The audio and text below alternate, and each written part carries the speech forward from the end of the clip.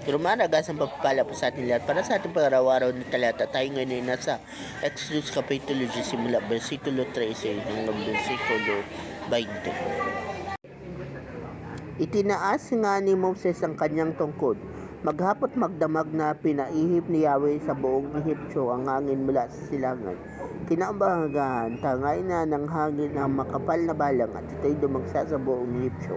Kailanman hindi nagkaroon ng gayong karaming balang sa lupain ito at hindi na makakaroon pang muli.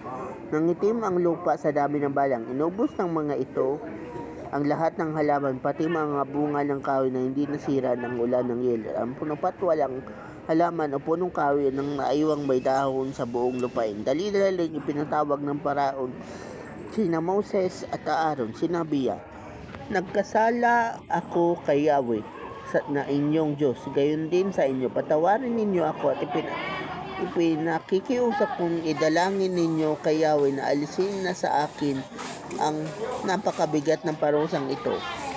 Iniwan ni Moses ang Paraon at siya nanalangin. Binago naman ni Yahweh ang takbo ng hangin. Pinaihip niya ng malakas na hangin mula sa kanluran. Tinangay nito ang lahat ng balang papunta sa dagat ng mga tambo.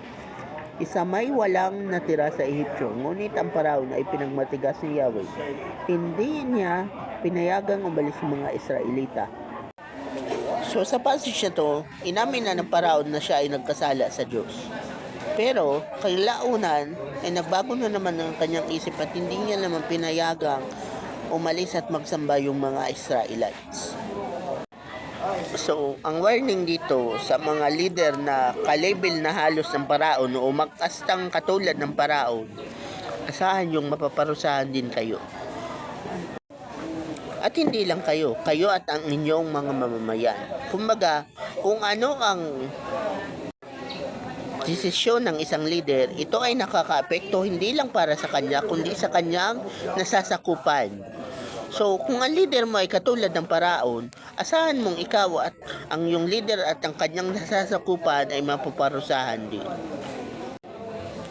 Naparusahan ng Paraon regardless kung siya ay hari, kung siya ay maharlika, kung siya ay mayaman, naparusahan pa rin siya.